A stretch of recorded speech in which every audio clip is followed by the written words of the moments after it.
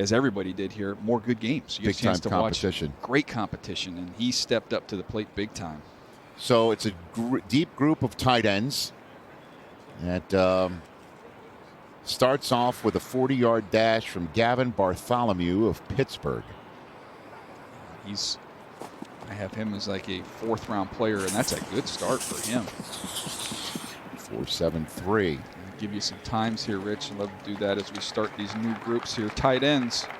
You look at the tight ends in the NFL this past season, top 10 in receiving yards. They were averaging 6'4" and 1/8", 249 pounds, and ran 4.61. So that's a fast number to chase here. Clemson's Jake Brenningstool. Got a little Mike Gesicki to him. Reminded me of him. Flexed out receiver. 6'5", change, 4.75.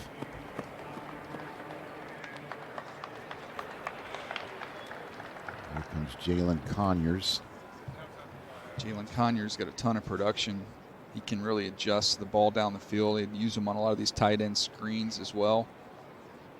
Brian Dable got himself a Penn State tight end of his own in the draft. Theo Johnson, terrific player.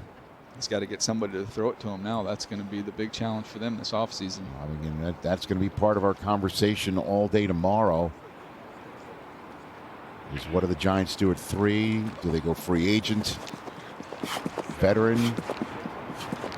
Rookie? What do they do both? 4.77 for the former Sun Devil, transfer to Texas Tech.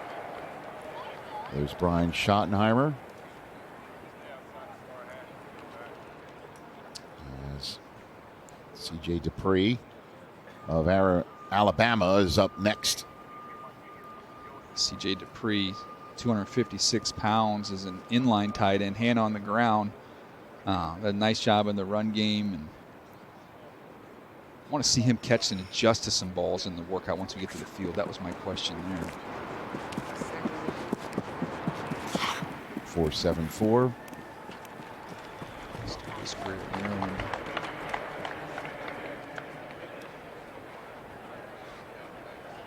Speaking of, like, I just remember some of these tight end workouts we've seen over the years. Vernon Davis. Ooh. Speaking of Maryland, right? And I'm trying to remember if Kyle Pitts did his thing at the combine or if it was the pro day. I think it was the pro day. Yeah, he put up big numbers.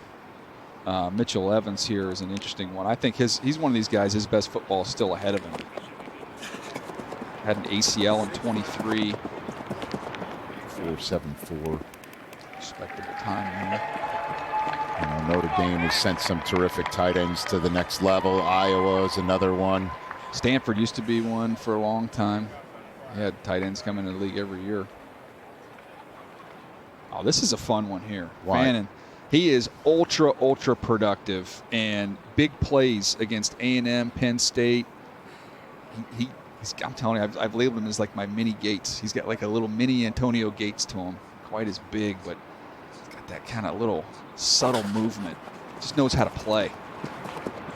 Speaking of Gates, Fannin, who runs a 4.73, was born where Gates is winding up this summer. Canton, Ohio. Yes, sir. By the way, that was ridiculous that he was not a first, but I won't. No, you're not wrong. Come on. So the Bowling Green tight end 4.73. Stacy? Yeah, DJ, by production, do you mean 8 games with over 100 receiving yards? Probably. Wouldn't that tie for the national lead with Travis Hunter, a certain wide receiver / defensive back? This guy is really special out of Bowling Green. You know, it's interesting, too, because obviously it's a smaller school. He said it's the only school that really took an opportunity on him. He had a really good Senior Bowl. Talked to some coaches from that, and they were kind of blown away by him in terms of his coachability, his talent. I mean, he is like you said, DJ, is extremely productive on the field, and I loved a quote that he said this week. He said, and I think a lot of people have loved it, that we were standing at his riser, I don't feel like I fit in. I feel like I stand out. Yeah, but you know, Stace, the one thing that bothered me about him is that when he had a chance in the bowl game and that stage, for him only to have 17 catches for 213 yards and a touchdown was a little disappointing. Case in point from both of you right there. Excellent. As we saw Touché. Terrence Ferguson of Oregon run, and now it's Thomas Fidone of Nebraska. He's now run the fastest 40 behind Terrence. So the last two are the new fastest time of 4.64 from the Duck. And then the Cornhusker right behind him, Monty Ossenford. Watch Trey McBride have. You want to talk about a productive season. Yeah, he's a stud. He was terrific. It was this Dallas year. Turner, by the way, we caught Monty on when he ran that time last year. Where he got, that's he right. got the shivers a little bit on that Okay. one. That was fantastic. Is that why he's got a total poker He's face aware. right now? He's knowing aware. He's not that getting we're talking caught. about him. Okay. Not getting caught. No. McBride, by the way, ran 4.56 when he was coming out. Jackson Hawes. He is an awesome blocker. Elite blocker. So Fred the Sled's going to get some later. He's going to have a little something for Fred the Sled. 4.83. Yeah, you're not drafting him to be your mismatch guy in the passing game. You're drafting him to knock some heads in the run game. Gunnar Helm. Texas. He's a good athlete. Tight ends who can win on 50-50 balls and play above the rim. He does it. Georgia game, saw that in that first meeting. 6'5". Gets the whistle. Charles? Hey, Rich and DJ, I had a chance to talk Yes. with Gunnar Helm yesterday, and he said that he went to Steve Sarkisian at the end of last year and said, I want to be an NFL tight end. What do I need to improve on to reach my goal? And Sark told him he needed to be a much better downfield threat. Remember, he had played behind Jatavian Sanders for a couple of seasons, so wasn't quite getting the same opportunities. DJ, with your evaluation of tape, did he reach that goal to become a better threat? Yeah, absolutely. Not just with the production spike, as we see his time to the 4.93. His production went from 14 catches in 23 to 60 this year. But again, it was a lot of those contested catches, those 50-50 balls down the field. With his quarterback and many of his wide receiver and running back colleagues at Texas working out tomorrow. Steve Sarkisian will be our guest in the booth nice. during our coverage. Iowa's tight end Luke Lachey and Colston Loveland from Michigan would have been in between these runs if they were out there. But now it's time for the UCLA tight end, Moliki Tavo. Tavo with a 4.83. So let's take a break. We could see that there's 3 more 40s to be run right now, but guess what? They'll be run during the commercial break. We'll run them back, and then we'll finish up the 40s of the tight end group here on a Friday night in the home of the Indianapolis Colts.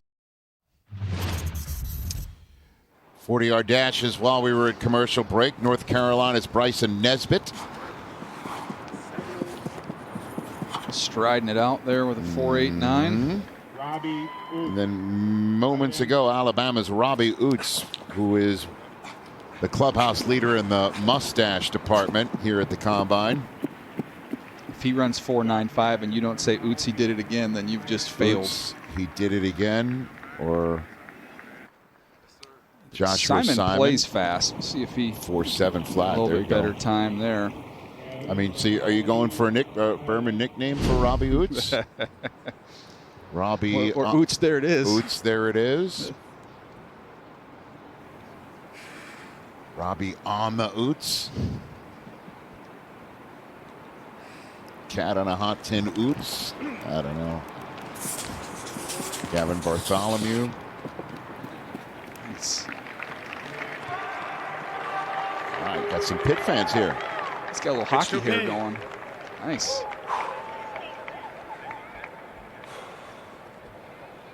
That's a good number for him. They use him on some jet sweeps. Good with the ball in his hands. Nasty little stiff arm. You see him run over safeties. Bring the stool.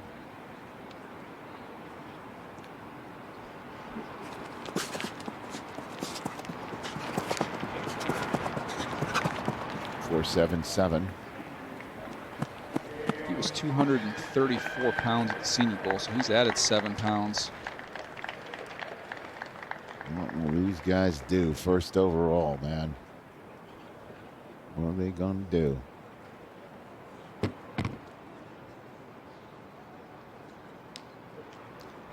They're going to have their choice.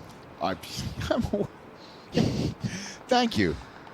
Not in a Normally your insight and your analysis a little bit more sharp than Yeah. that. No, that's well. It's just you talk to all these teams. Like, who do you hope's there? Well, they're all there. It's your choice.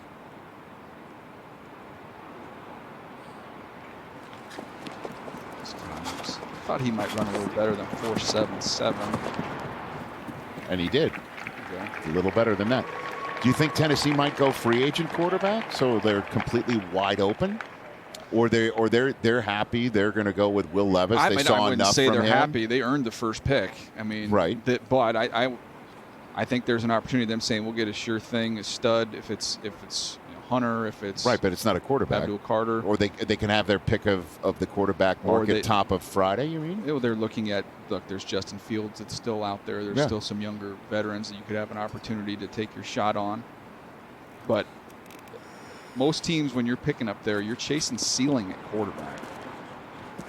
You want guys, especially in the AFC conference, with all of these quarterbacks, elite top-end quarterbacks. If you don't feel like you're drafting an elite one, then take another need, and then you can circle back the next year. The Houston Texans, people say, oh, maybe they had Kenny Pickett there twice. They punted the next year and got C.J. Stroud the following year. The Jags passed on Jordan Love when they had an opportunity to take him. They got Trevor Lawrence the next year. The Bills notoriously pass on Mahomes, and they turn around and get Josh Allen the next year. Like there are other drafts. This is not the only one. And I get pushback from people saying, well, there's no guarantees you're going to be up there. Well, last year there were 6 of them. So there's no guarantees there's only going to be 1 or 2. C.J. Dippre improved. And Mitchell Evans is going to stick with the first if those are official. The Bears are another team that did it recently. They traded out of that pick, and they ended up getting Caleb Williams the next year.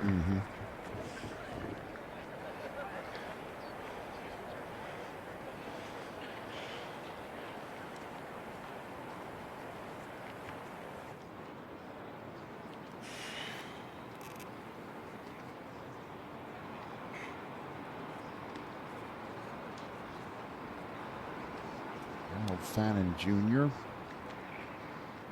from Bowling Green. 4.73 the first time, and he slightly improves. Interesting comp for Fannin here.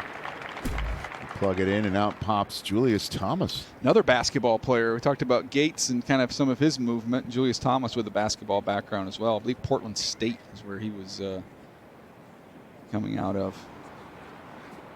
Charles.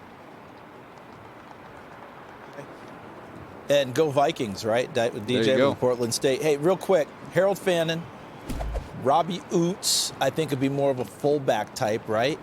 We're taking a look at Hawes, another great blocker. But I go back to Fannin, Aronde Gadsden II, who's not working out here today. Are they true tight ends, DJ? Or are they more H-back, move around guys to try and get them open?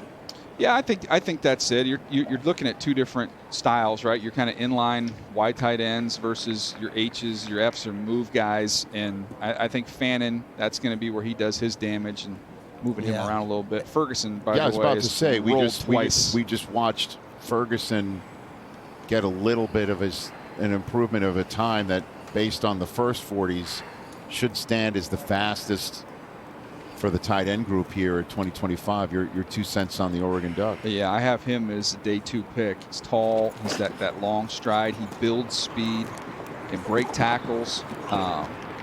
He's someone who I think's much improved in the run game. The longer he's played, the better he's gotten that department. Just needs to be a little bit more firm, in some of those contested catches, those combat catches, and finishing a little bit better there. But he can really run. There's Fedoni of Nebraska. Terrence Ferguson at 4.63 should emerge with the fastest time here at the Combine of a deep tight end group. Here's Jackson Hawes. Charles, you'll see as many pancakes with Jackson Hawes as a tight end that we've seen in the last few years. He got a whopping 23 targets, and I don't think he could care less. No, and I have to tell you, seeing him, and I'm still trying to run it down a little bit. Remember Spencer Hawes with the Atlanta Hawks as a basketball player? There you go. I'm thinking, is there a relation anywhere? I'm hoping to find it.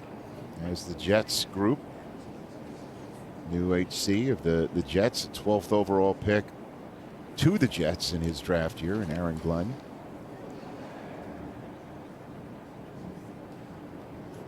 Seventh overall on the clock. I think Rick Spielman was on the right of that. I did as well. see him as well, yeah.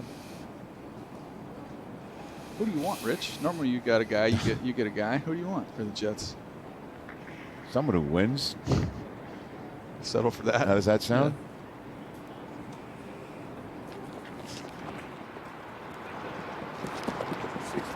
Just relax. Gotta relax a little bit. Pause, not you, Rich. Yeah. I'm nice and chill, sir. All good in this hood right here, man.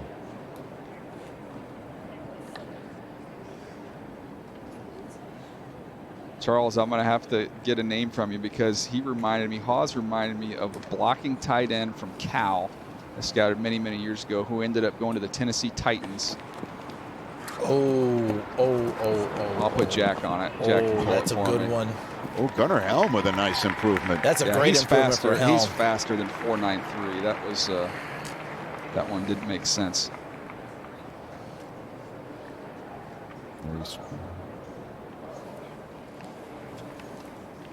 They're kind of set in the tight end department, when you say up there. They got a Brock good Bowers, good Lord. And they already had Mayer there as well. I mean, they're situated, but they can still check out this position, obviously. So, By the way, Jack came through Craig Stevens from the Oh, 2008 draft. CD. Yeah. oh my God, talk about a deep cut, you two. Yeah. Good. He was right in there with the Texas tight end that played forever, that blocked the heck out of people. Another one Entirely that played for the possible. Titans. Entirely possible. Chip Kelly recruited this guy to UCLA. Get another opportunity to get him. Why not go 13 personnel? Let's get 3 tight ends out Yeah, there and 3 just mash some people. No, Here's Nesbitt.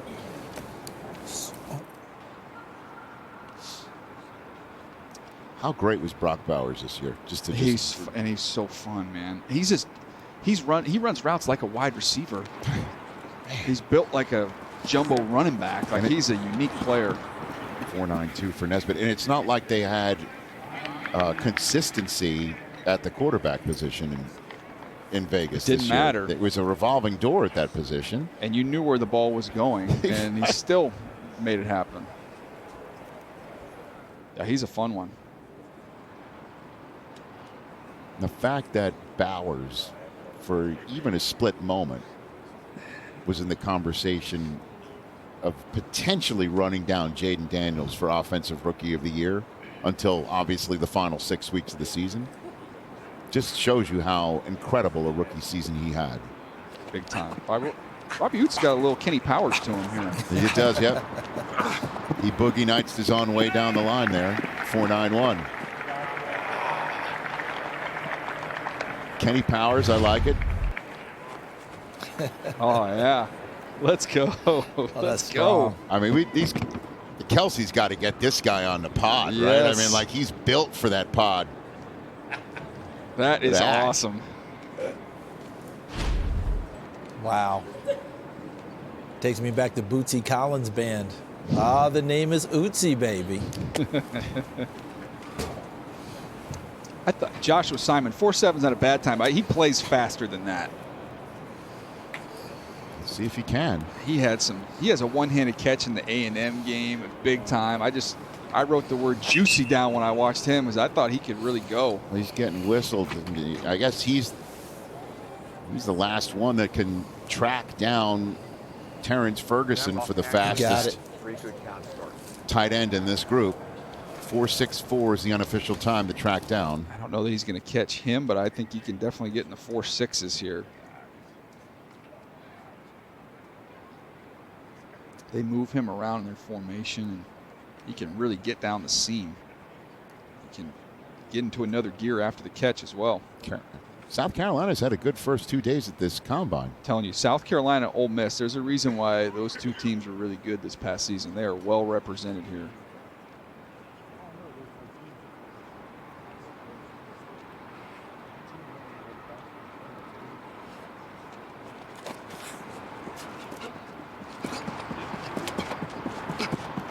4.66. Came close. Here we go. I think he gave a nod of approval as he finished right there. Yeah. Well-deserved round of applause.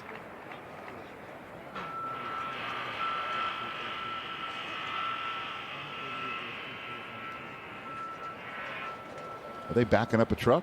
What's happening here? Is that Fred the Sled? It could be. It could be. Let's take a break. Oh, there's your comp. Yes. There's your comp. Although he is trying to be the best at exercising. Well done. Very well done. That may be your finest work of the day, Daniel.